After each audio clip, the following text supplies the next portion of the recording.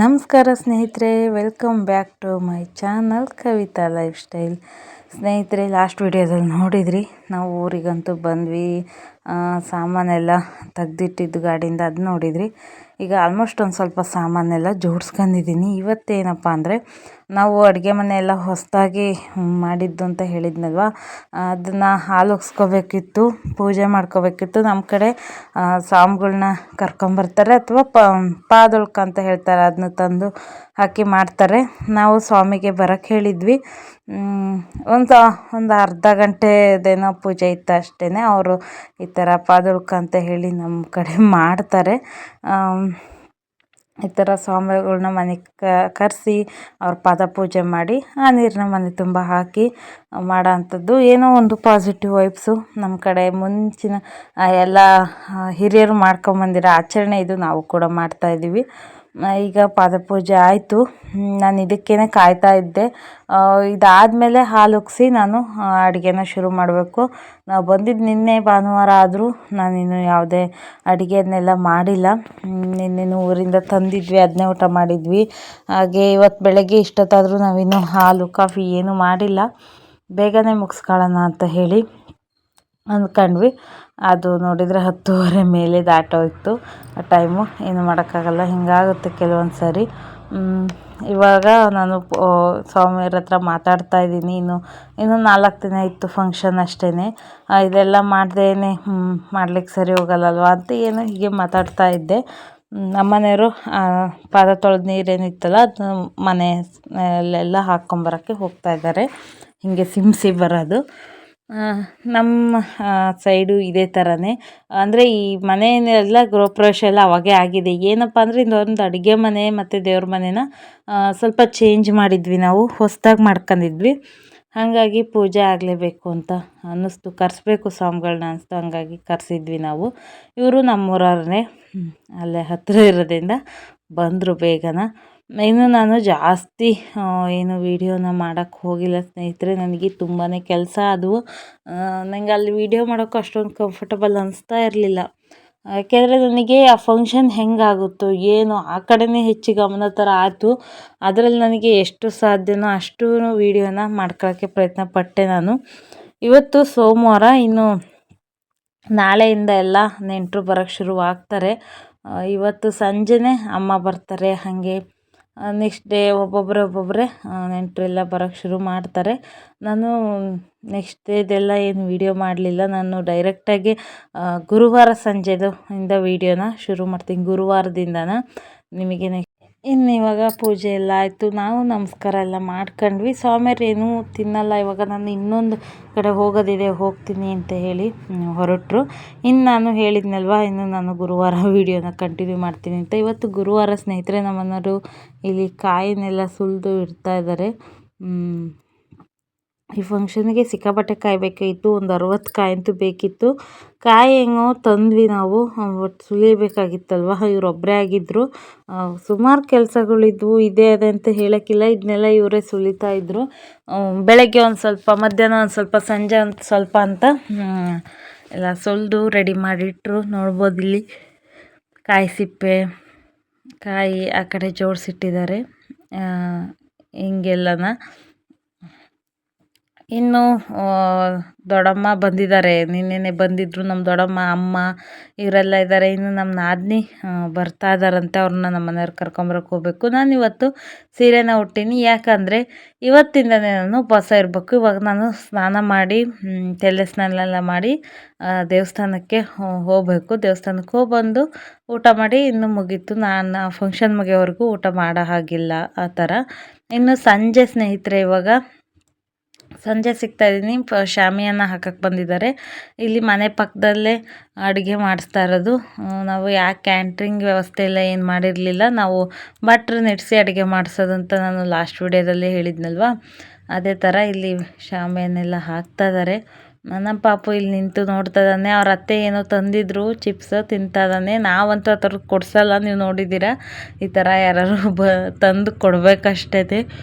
ಅವ್ರ ಅತ್ತೆ ಏನೋ ತಂದಿದ್ರು, ಅದನ್ನ ಕೊಟ್ಟರು, ತಿಂತಾ ಇದ್ದಾನೆ. ಇನ್ನು ಈ ಕಡೆ ನೋಡ್ಬೋದು, ಇಲ್ಲಿ ಇಷ್ಟೊಂದಕ್ಕೂ ಶಾಮಿಯಾನೆಲ್ಲ ಹಾಕ್ತಾ ಇದ್ದಾರೆ. ಇನ್ನು ಹೀಗೇ ಎಲ್ಲ ಕೆಲಸಗಳೆಲ್ಲ ಶುರು ಆಯಿತು. ನೋಡ್ತಿದ್ದಂಗೆ ಹೆಂಗಪ್ಪ ಮಾಡೋದು, ಹೆಂಗೆ ಮಾಡ್ತೀವೋ ಏನೋ ಅಂದ್ಕೊಂತಿದ್ದಂಗೆ ಫಂಕ್ಷನ್ನು ಆಗಿಯೇ ಹೋಯಿತು. ಚೆನ್ನಾಗೇ ಇತ್ತು. ನೋಡ್ಬೋದು ಇಲ್ಲಿ ನಮ್ಮ ಮನೆಯವರು ಮತ್ತು ನಮ್ಮ ಅತ್ತೆ ಮಗ ನವೀನಣ್ಣ ನಿಂತ್ಕೊಂಡು ನೋಡ್ತಾ ಇದ್ದಾರೆ.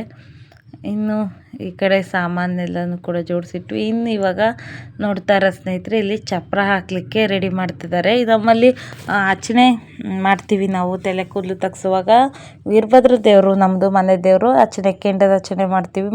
ಮನೆಯಿಂದನೇ ಮಾಡಿ ದೇವಸ್ಥಾನ ತನಕ ಹೋಗೋ ಅಂಥದ್ದು. ಸಾಮಾನ್ಯವಾಗಿ ಗೊತ್ತಿರುತ್ತೆ ವೀರಭದ್ರ ದೇವರವರಿಗೆ, ಗೊತ್ತಿಲ್ಲದವರಿಗೆ ಇದು ಹೇಳ್ತಾ ಇರೋದು. ಇಲ್ಲಿ ನಮ್ಮ ಮನೆಗಳಲ್ಲಿ ಅರ್ಚನೆ ಮಾಡುವಾಗ ಚಪ್ಪರ ಹಾಕಲೇಬೇಕು. ಇವಾಗ ಸಂಜೆ ಆಗಿದೆ, ಇವಾಗ ಹಾಕಿದ್ರು ಸಾಕು ಅಂದರು. ಸೊ ಇವಾಗ ಹಾಕ್ತಾ ಇದ್ದಾರೆ ಸ್ವಲ್ಪ ಸಣ್ಣ ಚಪ್ಪರ. ಅದರದ್ದು ಪೂಜೆ ಮಾಡೋಕ್ಕೆ ನಾವು ನಿಂತಿದ್ದೀವಿ. ಇಲ್ಲಿ ಸಣ್ಣದು ಒಂದು ಗುಂಡಿ ತೆಗಿತಾ ಇದ್ದಾರೆ. ಅದಕ್ಕೆ ಹಾಲು ತುಪ್ಪ ಹಾಕಿ ಮುತ್ತೈದೆಯರೆಲ್ಲರೂ ಅದಕ್ಕೆ ಹಾಲು ತುಪ್ಪ ಹಾಕಿ ಪೂಜೆ ಮಾಡಬೇಕು. ಹಾಗೆ ಕಂಕಣ ಕಟ್ಕೋಬೇಕು, ಉಡಿ ಇಟ್ಕೋಬೇಕು. ಇದೆಲ್ಲ ಇತ್ತು. ನಾನು ಹಾಗೆ ಜಯಂತ್ ಬಂದಿದ್ದ, ನಮ್ಮ ನಾದಿನಿ ಮಗ ದೊಡ್ಡವನು, ಅವನು ವೀಡಿಯೋ ಮಾಡಿದ್ದು ಇದನ್ನೆಲ್ಲ. ಇಲ್ದಿದ್ರೆ ಇದನ್ನೇನು ತೋರ್ಸೋಕ್ಕಾಗ್ತಿರ್ಲಿಲ್ಲ ನನಗೆ. ಇಲ್ಲಿ ನೋಡ್ಬೋದು ನೀವು, ಪೂಜೆ ಮಾಡಲಿಕ್ಕೆ ಶುರು ಮಾಡಿದ್ವಿ. ಆಮೇಲೆ ನೆನಪಾತು, ಅಯ್ಯೋ ನಾವು ಕಂಕಣನೇ ಕಟ್ಕೊಂಡಿಲ್ಲ ಅಂತೇಳಿ. ಆಮೇಲೆ ಹಾಗೆ ಕಂಕಣ ಕಟ್ಕೊಂಡು ಉಡಿ ಇಟ್ಕೊಂಡು ಒಬ್ರಿಗೊಬ್ರು ಹಾಗೆ ಪೂಜೆನೂ ಕೂಡ ಶುರು ಮಾಡಿದ್ವಿ. ನಿಮ್ಮ ಕಡೆ ಯಾವ ಥರ ಎಲ್ಲ ಮಾಡ್ತಾರೆ ಕಮೆಂಟ್ ಮಾಡಿ ತಿಳಿಸಿ. ನಮ್ಮಲ್ಲಿ ಇವಾಗ ನಾನು ಪೂಜೆ ಮಾಡ್ತಾಯಿದ್ದೀನಿ ನೋಡಿ, ಇದೇ ಥರ ಅರ್ಚನೆ ಮಾಡೋದು. ಅಂದರೆ ಮದುವೆಲಂದರೆ ಮದುವೆಗೆ ಅಂತ ಚಪ್ಪರ ಹಾಕಿರ್ತೀವಿ, ಅದೇ ಚಪ್ಪರ ಇರುತ್ತೆ ಮಾಡಿಬಿಡ್ತಾರೆ. ಬಟ್ ಅರ್ಚನೆಗೆ ಸಪ್ರೇಟ್ ಚಪ್ಪರ ಹಾಕಲೇಬೇಕಲ್ಲ. ಇವಾಗ ಯಾವುದು ಇದಿಲ್ಲ, ಬರೀ ಅರ್ಚನೆ ಅಷ್ಟೇ ಮಾಡ್ತಾ ಇರೋದು. ಹಾಗಾಗಿ ಚಪ್ಪರನ ಹಾಕೋಕ್ಕೆ ರೆಡಿ ಮಾಡ್ತಾಯಿದ್ದಾರೆ.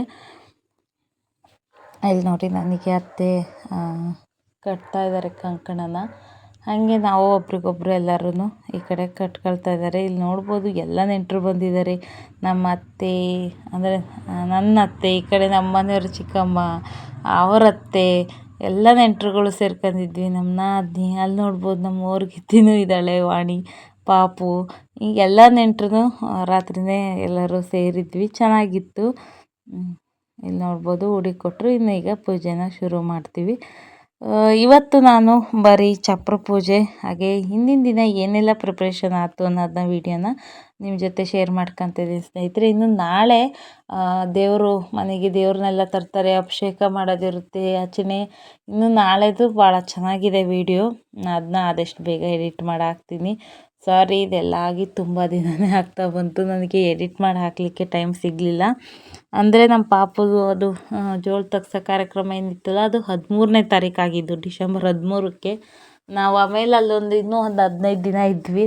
ನನಗೆ ಅಲ್ಲಿ ಟೈಮ್ ಸಿಗಲಿಲ್ಲ. ಅಲ್ಲಿ ನೆಟ್ವರ್ಕು ಸಿಗಲ್ಲ ಆ ಊರಲ್ಲಿ. ನಾವು ಯಾರಿಗಾರು ಫೋನ್ ಮಾಡಬೇಕು ಅಂದರೆ ಒಂದಿಷ್ಟು ದೂರ ಹೋಗಬೇಕಾಗಿತ್ತು, ನೆಟ್ವರ್ಕೇ ಸಿಗ್ತಿರ್ಲಿಲ್ಲ. ಇನ್ನು ನನಗೆ ಟೈಮು ಸಿಗಲಿಲ್ಲ ಎಡಿಟ್ ಮಾಡೋಕ್ಕೆಲ್ಲ. ಫೋನಿಗೆ ನೆಟ್ವರ್ಕ್ ಇಲ್ಲ ಅಂದರೆ ವೀಡಿಯೋ ಅಪ್ಲೋಡ್ ಮಾಡೋದಿಲ್ಲಿ. ಹಾಗಾಗಿ ನನಗೆ ಆ ಕಡೆ ಇಂಟ್ರೆಸ್ಟು ತೋರಿಸ್ಲಿಕ್ಕಾಗಲಿಲ್ಲ.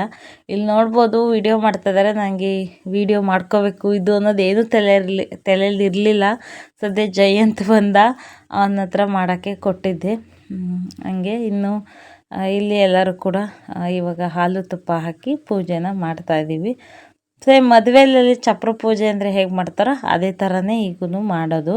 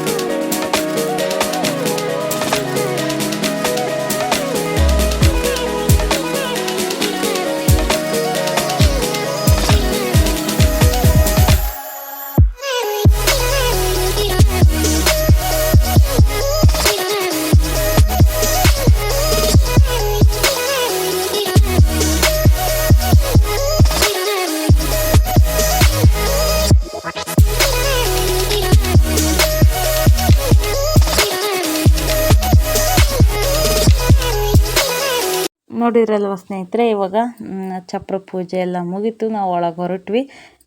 ಇವಾಗ ಊಟ ಮಾಡ್ತಿದ್ದಾರೆ ಎಲ್ಲರೂ. ನಾನು ಊಟ ಮಾಡೋಂಗಿಲ್ಲ, ನಾನು ಆವಾಗಲೇ ಹೇಳಿದೆ ನಾನು ಇವಾಗ ಊಟ ಮಾಡೋಂಗಿಲ್ಲ ಅಂತೇಳಿ. ಈಗ ನಂದು ಊಟ ಏನಿಲ್ಲ, ಹಾಗೆ ನಾನು ಇವರೆಲ್ಲ ಊಟ ಮಾಡ್ತಿದ್ದಾರಲ್ವ ಅಲ್ಲೆಲ್ಲೂ ಹೋಗಂಗಿಲ್ಲ, ಎಂದಲೆಲ್ಲ ಆಗಂಗಿಲ್ಲ. ಅದು ಯಾಕೆ ಏನೋ ನಿಮಗೆ ನಾಳೆ ಗೊತ್ತಾಗುತ್ತೆ. ನಾಳೆ ವಿಡಿಯೋ ನೋಡಿ ನಾನು ಯಾಕೆ ಉಪವಾಸ ಇದ್ದೀನಿ, ಏನೆಲ್ಲ ಇದೆ ನೆಕ್ಸ್ಟ್ ಅನ್ನೋದು ಗೊತ್ತಾಗುತ್ತೆ. ರಾತ್ರಿ ಊಟಕ್ಕೆ ಅನ್ನ ಸಾಂಬಾರು, ರೊಟ್ಟಿ, ಪಲ್ಯ ಇಷ್ಟು ಇತ್ತು ಸ್ನೇಹಿತರೆ. ಎಲ್ಲರೂ ಚೆನ್ನಾಗಿತ್ತು ಅಂತ ಹೇಳಿ ಊಟ ಮಾಡ್ತಾಯಿದ್ರು. ನಾನು ನಮ್ಮನೆ ಕಿಟಕಿಯಿಂದ ವಿಡಿಯೋನ ಮಾಡ್ತಾಯಿದ್ದೆ ಎಲ್ಲರದ್ದು. ಚೆನ್ನಾಗಿತ್ತು ಅಂತ ಅಂದರು. ಅದಾದ ನಂತರ ಜಯಂತ್ ಫೋನ್ ಇಸ್ಕೊಂಡು ವಿಡಿಯೋನ ಮಾಡಿಕೊಟ್ಟ. ಇಲ್ಲಿ ನೋಡ್ಬೋದು ನೀವು, ಎಲ್ಲರೂ ಊಟ ಮಾಡ್ತಾಯಿದ್ದಾರೆ. ನಮ್ಮ ಪಾಪುನೂ ಅಲ್ಲಿನೇ ಹೋಗಿ ಅವ್ರ ಅಜ್ಜಿ ಜೊತೆ ಎಲ್ಲ ಕೂತು ಊಟ ಮಾಡ್ತಾ ಇದ್ದಾನೆ. ಇನ್ನು ಇವತ್ತಿನ ಈ ವಿಡಿಯೋ ಇಷ್ಟೇ ಸ್ನೇಹಿತರೆ. ಈ ವಿಡಿಯೋ ಇಷ್ಟ ಆದರೆ ಪ್ಲೀಸ್ ಲೈಕ್ ಮಾಡಿರಿ, ಶೇರ್ ಮಾಡಿರಿ, ಕಮೆಂಟ್ ಮಾಡಿ ತಿಳಿಸಿ.